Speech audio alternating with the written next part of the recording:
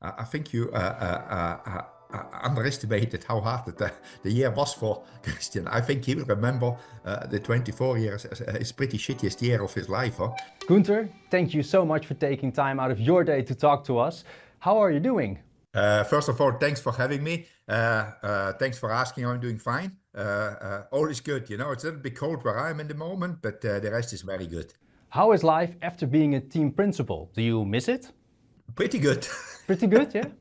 Pretty good, yeah. No, I kept very busy last year. I was very busy and, doing things I couldn't do before and learning new things as well. So it is just new experiences, and I'm still in contact with the same people, but I'm not doing the same job as before. I do any other job, but last year I attended half of the races, but I was involved in a lot of things, I'm doing a lot of projects. So no, it's all good. It's just like if I wouldn't be involved at all anymore, I would miss it. But like this, I don't, because now it's just on the race weekend. I've got a different position, but I've got the same people around me. So it's, I actually enjoy it because also it gives you access to learn or to get to know new people. Sometimes, I've done this now a long time, team principal, and after a while you get the tunnel vision, and I got out of that one, so it's all good. What people might not know is that you've had a very long motorsport career, even outside of F1. Looking back, would you say you were better as a manager or as an engineer? I think I was better as a manager. I quite like business ideas. It's one of these things you transition into it. But it's always good, I think, in motorsport to have a good understanding of engineering to be a good manager because people basically cannot pull the wool over your eyes. When you speak with them, you know what they're speaking because if you have no understanding of technical stuff, it's very difficult, to manage something because how can you make the right decisions if you have not the understanding of it? The final period at Haas was a bit frustrating, as I've heard you mention in various interviews. Can you explain what made it so tough? I always say I do things to move forward, to have success. When Haas was started, the way to get into Formula One was a way to do, but then you have to build on that one. And I think we built in the beginning a solid foundation. The foundation got a little bit shaky again in the COVID years, 2021. In 21 we recovered basically, but 20 was a very shaky year. We got again a foundation, but then we didn't build a house on a foundation. We just kept on doing more of the same. And for me, when you're putting the effort in, and not only me, the whole team, putting the effort in to do Formula One, because finishing 7 to 8 is the same effort like finishing first or second. I think it's even more. But you know that you cannot finish first or second because you just haven't got the infrastructure available like the other teams. It gets frustrating and you try to make a plan, you try to develop the plan and the owner doesn't listen to you. And he has got the right not to listen. I fully agree because he's the owner. I'm not the owner, But it gets frustrating and that I'm not good as a frustrated human being because I'm not just happy to have a job. I want to have success. Whatever I do, I want to do as good as I can, I think I did my job as good as I could, trying to find solution to get to the top of the sport. But obviously, the owner was happy to finish 6th, 7th, 8th, or 9th, And after I have done that for 5, 6, 7 years, it's like, yeah, I did this before. I want to do a little bit more now. And that didn't happen, and that was my frustration. But fair play. I don't own the team. You've also mentioned that Gene Haas didn't do everything to become world champion. What exactly did you mean by that? Correct, yeah. I mean, obviously, he doesn't. I don't think he wants to become world champion. He just wants to participate. If you put the effort in, good people put the effort in, but they want to achieve something. Obviously, there is people which couldn't care less, but they are not the good people. But how can you get the good people if you cannot explain them how you can be world champion? Then you just work with people which just want to have a job. With that in mind, how do you look at how Ayao Komatsu is doing his job at Haas right now? I don't want to go into an opinion about that one, because I know him very well, and it's just it creates friction, and I maybe upset people. I'm not here to upset people. I've got my opinions about it, but it's one of these things. Everybody's doing the job he thinks what they are doing, but it's again. Haas finished seventh again. It says it all. Exactly. It didn't move on. It didn't. It's time to move on, but it cannot be done in the short term. But nothing is looking like it's going to be world champion. It's just like there is people. Maybe some people there in the moment are just happy with Gene Haas's vision to be 6, 7 to 8. And I cannot critique that. I'm not in a position to critique it. I can have my own opinion for myself, but not for other people. So I'm fully fine with them if they want to be 7 to 8. Of course, it's always easy to look back in hindsight, but with the knowledge you do have now, is there anything you would have done differently during your time at Haas or in Formula One in particular? If you look back, as you said, with the benefit of hindsight, you always would do things different because now you know how they worked out. So I wouldn't go to them, but strategically, I go specific to Haas. What I have maybe should have started earlier, trying to make the team align it with the infrastructure of the other 9 teams. I should have put more effort into that one instead of just trying to get by all the time, trying to get the best out of, maybe take a step back to make 2 forward, basically saying I compromise, but I work on it that the future is bigger, so, but at the time I thought I can achieve it, and now with hindsight I can see maybe I could have done different. Otherwise in my career, I think you always would do things different. Now you get older, you get wiser, you get, but nothing. I'm pretty happy with where I got to and what I did in motorsport. You've of course became very popular also thanks to Drive to Survive, but I understand you haven't actually watched it yourself. Why is that? And do you plan to watch it at some point? Yeah, it's true. I never watched it. Why I didn't watch it? First of all, I don't like to watch myself in general, And this thing came out and it was so big. And for me, it was like I hadn't seen it. And people told me what I did in there. Obviously, without watching, I actually know who I am because I did it, So it's, when people then start to say, was it good, was it bad? At least I can say, I don't know what you're talking about. I haven't seen it, So I'm cheap, to get out of the discussion. But no, but more like, if I watch it, I'm not an actor. So an actor needs to watch himself because to get better the next time. That's what I would be doing if I would be an actor, but I'm not. And if I watch myself, I would see things maybe I don't like with me. And next time I see a camera, I do them differently. And then you are in this, that every time you see a camera, you start to act. And then you're not you anymore because you're always under pressure for no good reason because it's not what I do, acting, So I said, I don't watch it. So at least I don't have that second thought. Is it right or is it wrong? Because I haven't seen it. And as I said in the beginning, I in general don't like to watch myself. It's not only this that I avoid it. If I can, I avoid always to watch myself. So don't get upset if I don't watch this podcast. The 2024 season is over and I'd love to get your thoughts at some of the team decisions. McLaren became world champions in Abu Dhabi. At the Hungarian Grand Prix, they used team orders to help Piastri win, even though Lando needed the points for the championship. As a former team principal, how do you feel about McLaren's use of team orders and what would you have done in their place? Again, I have the benefit of hindsight now. I would have gone team decision, but I said it at the time. I said that I'm not trying to be now the smart guy after the event. I said that I think they should have supported Lando. I spoke. I get on very well. We are friends, Zach and me. I spoke with him, and I understand his point. I think they were in the position they never thought they are in this position. So their plan was. Whoever, I don't remember, was first after the first corner, after the first lap, wins the race, and that was Oscar. So they stuck to that one because on one side, it's the right thing to do. And can you imagine if they would have changed the agreement they made before the race, during the race, what a mess that would have been, So, but obviously they didn't anticipate that they have got this good of a car that they would be this dominant in that race. They didn't.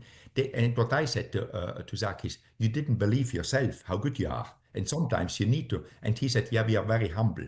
And I understand it because Andrea Stella, which I know as well very well, is a very humble guy, very good guy, They put, but sometimes I said, maybe I would have been a little bit more I wouldn't even say arrogant, a little bit confident, I would call it, But they were afraid of themselves. And what is true, to win consistently is also you need to learn. You cannot be from one day because McLaren wasn't doing well for a period of time. And all of a sudden, they're in a position to make the podium with two cars. You need to learn that as well, not to mess it up. And that is part of the learning. But Zach said, we learned out of that thing that we actually need to be foreseeing events that we actually can dominate. So I think they're still learning, and you could see with Lando, because I think Lando is a very good driver. He just needs to learn to win consistently. It's not the one time that you win that you put everything in. It needs to be a machine, a winning machine. But it doesn't come in one day. It takes time to grow. For me, it was like I would have said, guys, we need to change because we have got the chance to win a Drivers' World Championship. How many times in your lifetime you get the chance to win a Drivers' World Championship? It's not many. It's not many. And if you get an opportunity, you better take it because you don't know if it is around next year. Christian Horner had a tough 2024 season, not just because of his personal issues, but also because of Red Bull's car went from being dominant to sometimes only being the third or fourth fastest. How hard is it for a team principal to keep a team together during such challenges? I think you underestimated how hard the year was for Christian. I think he will remember the 24 years as his pretty shittiest year of his life, with all the stuff which happened. Because I mean, so we have to give to him credit. He always stood up for it, But it was like, as you say, we don't even talk about the beginning of the year, his private stuff. But then going into it, it's pretty clear. They had one driver in the team. They couldn't defend the World Championship, the Constructors' World Championship, because they had only one car.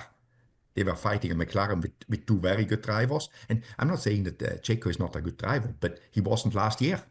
We have to say that one. In the past, he was a good driver. He won races, but last year he underperformed.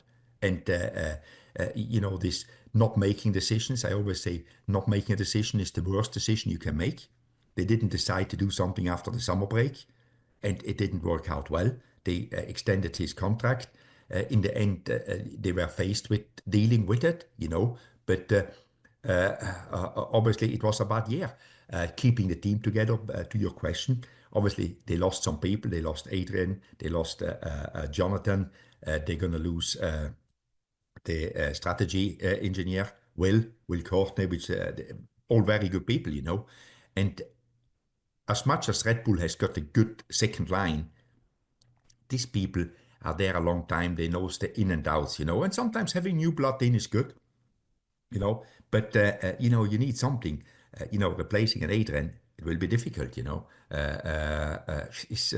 But only time will tell what Christian can make out of it. But I think it is not getting any easier for him in the moment. And now having Liam in next year, maybe, hopefully he's doing well, because I wish everybody well. I never wish anybody bad, but it's a big task to race against Max. It's not an easy task. Some important people left Red Bull. Do you think their new team can fight for titles again? If you look back at last year with what they did with the development of the car, the obvious answer would be no, because they didn't make any progress. You just have to analyze what was there. I think Pierre Vacher is a good technical director. He was a long time with Adrian. Obviously he learned something from him.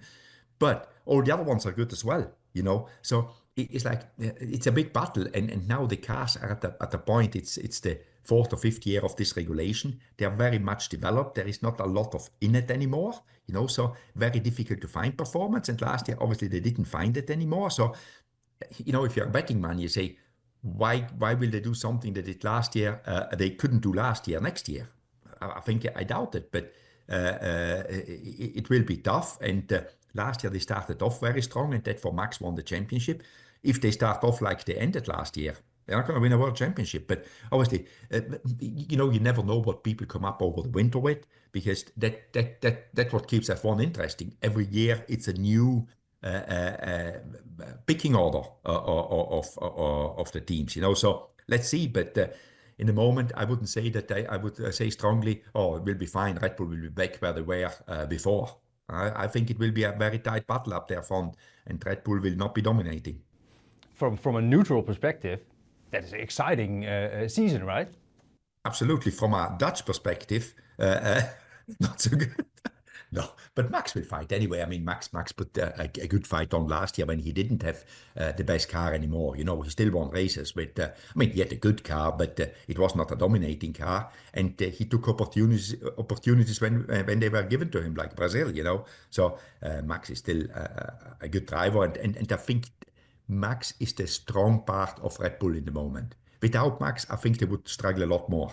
He can compensate for quite a bit because of his talent, yeah. He can, but also he's one of these guys which is just like he says how it is, you know, and that, in my opinion, helps the team. It's no point to say the car is good if the car is not good. How can it get better?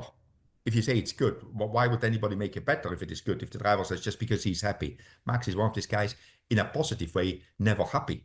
He wants to have the best. He knows what he needs to do it, and he tries to push other people. Plus, he has the advantage. He's pretty talented, you know. It's January right now. From a team principal's view, what are teams working on for the new season at the moment? Are they just fine-tuning the car, or could there still be big changes for the new car? No, the cars are now in the build. Everybody builds the cars. The cars, normally the design of the car is finished in December, beginning of December last year, and then you start to build it. They build it. Obviously, they are fine-tuning the car. People are in the simulator trying to get the best out for the setups for the new car, you know, because and they keep on developing, obviously, but so sometimes you keep something back. You say we can develop, for example, the front wing until the last moment because we can produce a front wing in 3 weeks. So that is what you do if you think it's there. But I would say 90% of the car is done by now, and now it's basically already working on the upgrades. With the big rule changes in 2026, do you think the teams will spend a lot of time and energy on this year's car, or will they switch the focus to next year's car quickly? The second one, quickly focus on 26 is so important, yeah. Because also this year, people will be still working on 25 car, but it will be very minimal, except maybe somebody sees they can win the championship because they're very close. So they say, hey, let's try to win it and then think on 26 later. But normally, if everything goes how I see it, I think by April, everybody has switched to 26. It's just like, yeah, people will bring little bits and pieces, but nobody will put a lot of effort in 25 because it's such a big job to do the 26 car, because not only the chassis rules are new like it was in 22, also the MU rules are new, and you know, obviously you need the gearbox, everything is completely new, so the cars are short or smaller, you know, whatever. It's such a big change, so you need as much time as possible, but not only for 26, for 27, 28, and you know, you need to really evaluate where you put your effort in. There's been a lot of media coverage about Lewis Hamilton's first days at Ferrari. Do you think he's being put under too much pressure to succeed? If I see the pictures and the videos. No, I think Lewis knows that, and everybody's aware. Why would Lewis go to Ferrari? There is pressure. Everyone knew that from going in. You know, that you cannot avoid it. It's Lewis Hamilton. You know, 7 times world champion. You know, a very good racer. It's going to Ferrari. It's a big story. You know, somebody like this. So there's always. I think Lewis can deal with the pressure. Obviously, Ferrari needs to deal with it as well, because it puts them under pressure, because I think they've got they were very good last year, especially towards the end of the season. So now if they get out in Australia in the first race strong, they've got a good chance to bring a world championship back to Italy, you know, and doing it with Lewis, which wants his 8th world championship, which would be a record. You know, it's like, yeah, there is pressure, but it's actually pretty cool pressure, you know. So now it's just like, hopefully all the stars align. I think everybody's hoping. He's joining Charles Leclerc's team. Could that cause any friction between the two? And how would you think Frederick Vasseur will handle that?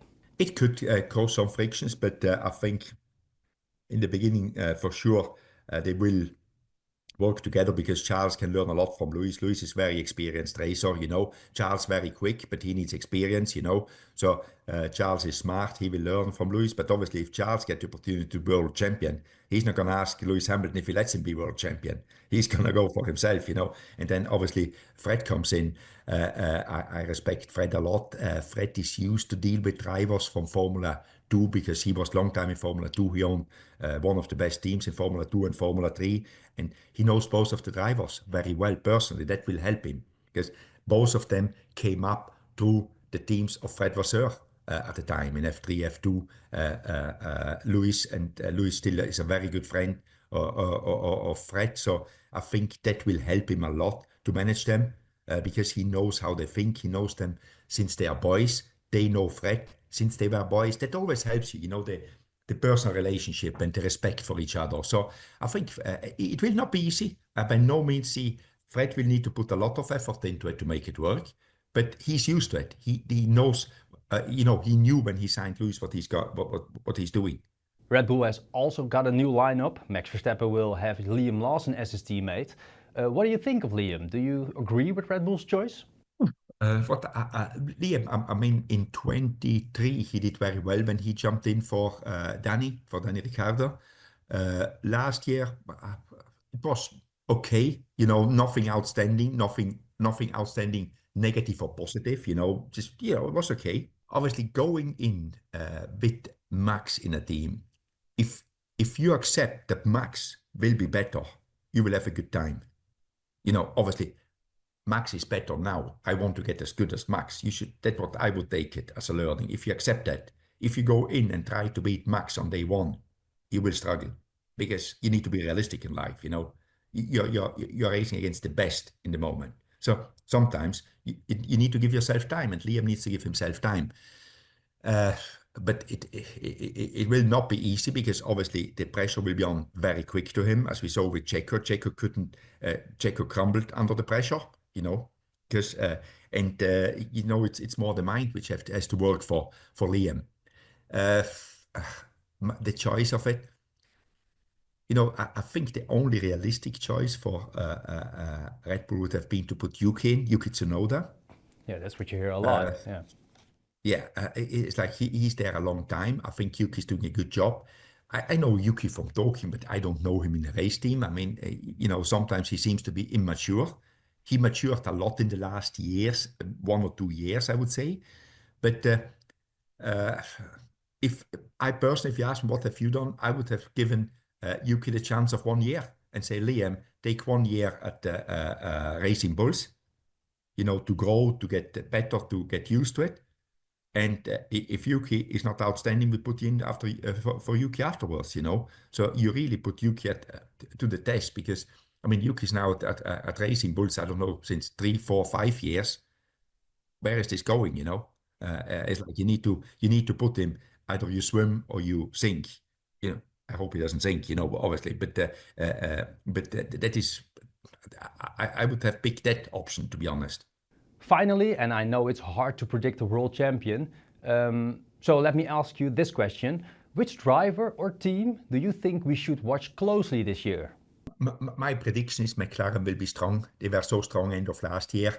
I think on the driver side, I will be very interested because as far as I know, they have got equal status, Oscar Piastri and Lando Norris. And obviously, I think McLaren learned out of last year. At some point, they will, if they are where I think they are, obviously, they will put the emphasis on the guy which can win the world championship. And in the first races, the 2 of them will fight to be that guy, which the team supports. So that is my biggest thing I look to if my prediction is right with McLaren. And otherwise, as I said, the Ferraris, if the car is good, there will be a good team there. There's so many things. They will be so close that is, in the moment, in my opinion, unpredictable. Also, with Red Bull, you never know. And Max, as we said before, there's always a surprise. And Mercedes, at some stage, they will come back. They're a good team. They did a lot of work.